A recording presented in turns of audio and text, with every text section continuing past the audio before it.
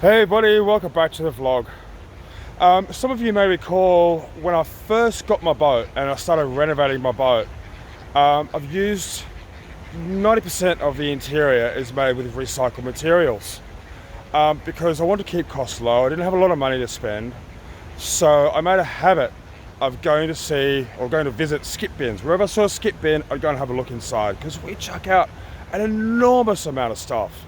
So if you are looking for a cheap way to renovate your boat, whether you're in a cruiser like I have, or even a narrowboat, if you have a look in skips, even ones in marinas and service points, you'll find an awful amount of stuff, potentially saving you hundreds and hundreds of pounds.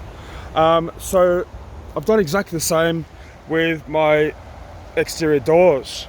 So my port side, my starboard side doors, I used an internal door that I found in a skip.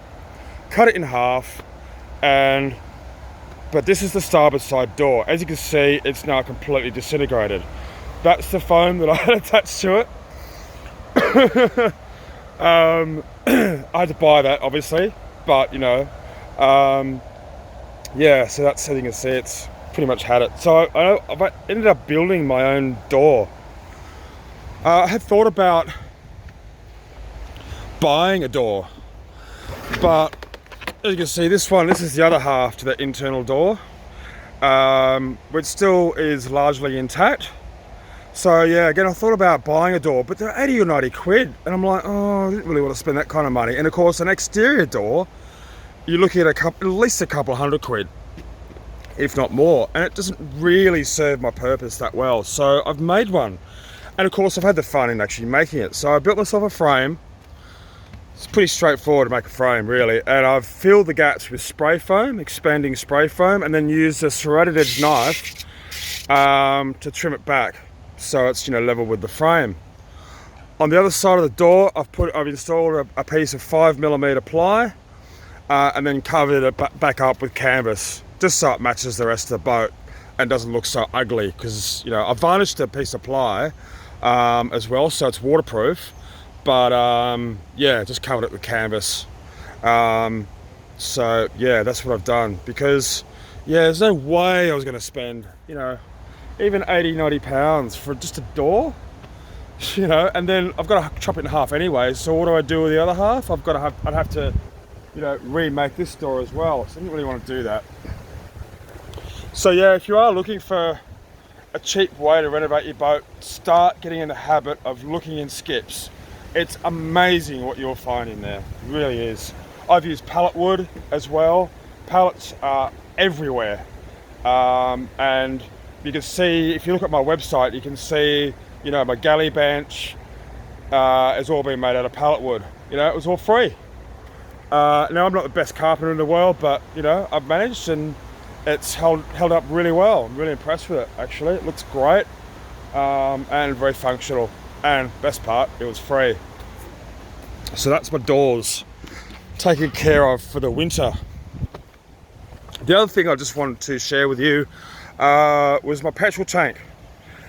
Now, previously, I had my tank mounted inside here. So this is what I still call it the engine bay, even though that's the engine bay there where the engine is, but I still call this the engine bay. So the petrol tank was in there, and you can see I've cut a few holes for ventilation, and beyond that is actually another wall and a door that takes you into the main saloon. So it technically wasn't inside the cabin, but it was a major palaver trying to refuel it, because I'd have to disconnect the fuel. I had a quick release fuel connector in there.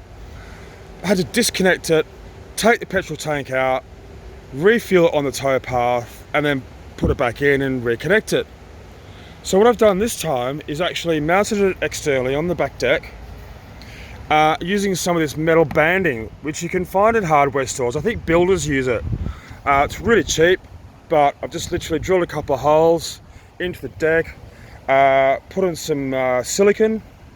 I think I can't remember what I used, maybe Gorilla Glue or something like, or Gorilla Silicone. Fabulous stuff, that stuff is.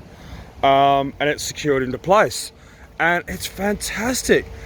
Now it's really safe, like really safe. It means I can open my sort of engine bay door with the stove still on and start the engine, which I didn't do before for safety reasons. It also makes refueling really easy because all I have to do now is take the cap off, refuel it, away we go. Awesome. I should have done that when I first started, but the petrol tank was actually located, hi Kinka, the petrol tank was located inside the boat when I got it, and I thought, well, I didn't know any better, so I just left it in there, thinking that that was going to be the safest and best option, but this is by far the best option. So yeah, that metal banding, I've got tons of it left over, which I'll probably use for securing other things.